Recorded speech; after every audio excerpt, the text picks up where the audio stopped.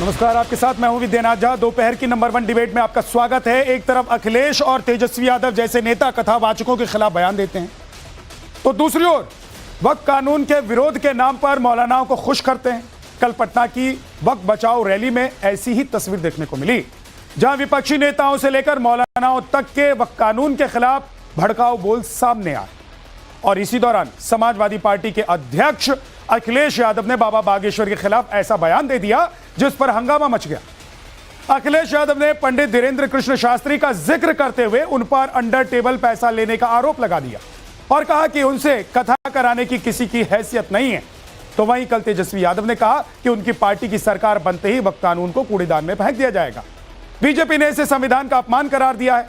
ऐसे में विपक्ष के इन नेताओं को लेकर कहा जा रहा है कि वक्फ के लिए तो ये तलवार निकाल रहे हैं, लेकिन कथावाचकों पर प्रहार कर रहे हैं।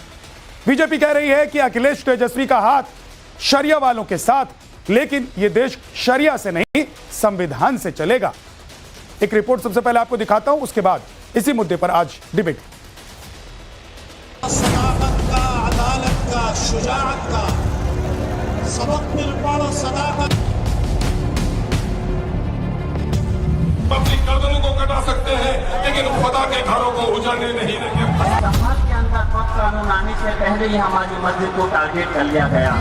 जब मछली पानी के बगैर जिंदा रह सकती है, लेकिन मुसलमान शरीयत इस्लामिया के बगैर जिंदा नहीं रह सकते। का विचार संविधान को किस सीमा तक तार तार करने का। सरकार बनेगी तो इस बिल को, इस कानून को बिहार राज्य जो है कूड़े के दान में फेंकने का काम करेगा। ये बाबा साहब के संविधान का मजाक उड़ाकर उसे मौलवी स्क्रिप्ट में बदलना चाहते हैं। एक बार फिर वक्फ एक्ट को लेकर सियासी टकराव तेज हो चुका है। बीजेपी और विपक्ष सियासी आर पार के मूड में हैं। पटना में इमारत शरिया नाम की मुस्लिम संस्था की अगुवाई में वक्फ बचाओ दस्तूर बचाओ रैली हुई। इसमें कांग्रेस, समाजवादी पार्टी, आरजेडी और एआईएमआईएम के नेताओं का महाजुटान हुआ। बहाना वक्फ एक्ट का विरोध का था, लेकिन बात संविधान की आड़ में शरिया को सर्वोपरि बताने से लेकर गर्दन कटाने तक की होने लगी। जब मछली पानी के बगैर जिंदा रह सकती है, लेकिन मुसलमान शरीयत इस्लामिया के बगैर जिंदा नहीं रह सकते। हमारी मस्जिदों को, हमारी औकाफ की जायदाद पर अगर किसी ने डाका डालने की कोशिश की, हम अपनी गर्दनों को कटा सकते हैं, लेकिन खुदा के घरों को उजाड़ने नहीं देंगे। इस मुल्क के आईन को भी अगर किसी ने तोड़ने की कोशिश की, ऐसे जालिमों का पंजा ही नहीं मोड़ोगे, बल्कि अपनी गर्दन कटाने के लिए तैयार है। वक्फ एक्ट के विरोध के बहाने एआईएमआईएम के बिहार प्रदेश अध्यक्ष ने मोदी सरकार के खिलाफ खूब हमला बोला। आरोप लगाया कि जब से मोदी सरकार सत्ता में आई है, मुसलमानों को निशाना बनाया जा रहा है, मुस्लिमों के गुंबद तोड़े जा रहे हैं, टोपियां उछाली जा रही हैं, कभी एनआरसी तो कभी सीएए के नाम पर सताया जा रहा है। वक्फ कानून के खिलाफ ऐसे भड़काऊ बोल अखिलेश यादव की समाजवादी पार्टी के सांसद जियाउर रहमान बर्क के भी सामने आए।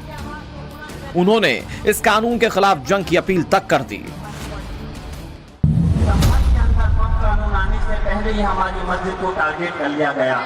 ये सरकार के द्वारा दी हुई भीख नहीं है, ये हमारे अपने बुजुर्गों के द्वारा अल्लाह के नाम पर दी गई जगह है, और इसकी हिफाजत इंशाअल्लाह ताला आखिरी वक्त तक हम लोग करेंगे, जब तक कि हम इस जंग के अंदर कामयाब नहीं हो जाते। मैं पूछना चाहता हूं कि इस जंग को लड़ने के लिए आप लोग तैयार हो? पटना के गांधी मैदान के इस मंच पर विपक्ष के नेताओं का महाजुटान और वोट बैंक के लिए वक्फ कानून के खिलाफ मुस्लिमों को उकसाने का एजेंडा सामने आ गया। मस्जिद, वक्फ और बुलडोजर का डर एक बार फिर से मुसलमानों को बेचा गया, तो इस भड़काऊ ब्रिगेड पर बीजेपी ने भी जमकर पलटवार किया। कांग्रेस, आरजेडी और समाजवादी पार्टी को नमाजवादी करार दिया।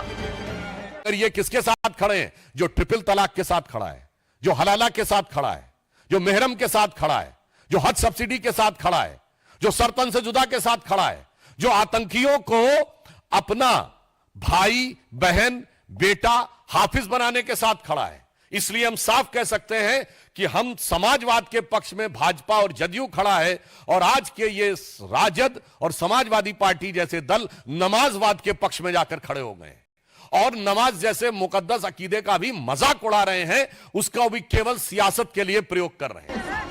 पटना की इस वक्फ बचाओ रैली में एक तरफ संविधान की आड़ लेकर शरिया की सुप्रीमेसी की वकालत की गई, दूसरी तरफ आरजेडी नेता तेजस्वी यादव तो इन सब से 2 कदम आगे बढ़ गए।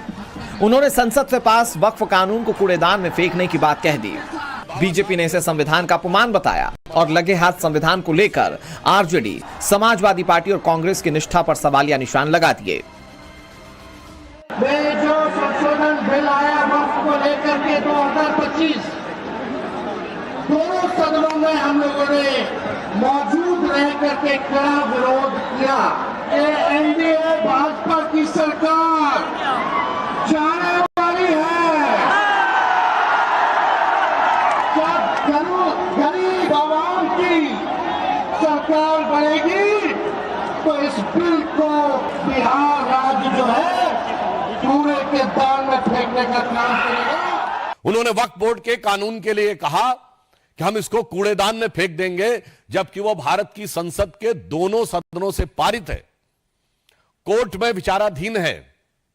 एक नहीं आधा दर्जन हाई कोर्ट के जजमेंट बहुत स्पष्ट रूप से इलाहाबाद हाई कोर्ट और कलकत्ता हाई कोर्ट के जजमेंट उनके पक्ष में है। इसका अर्थ यह हुआ कि न संसद का सम्मान न न्यायपालिका का सम्मान, वोट बैंक की चाहत में जो कुछ बोला गया है तेजस्वी यादव और इंडी गठबंधन के अन्य नेताओं के द्वारा, उससे साफ है कि यह संविधान को कूड़ेदान में फेंकने की 50 साल पुरानी मानसिकता से बाहर नहीं आ पा रहे हैं।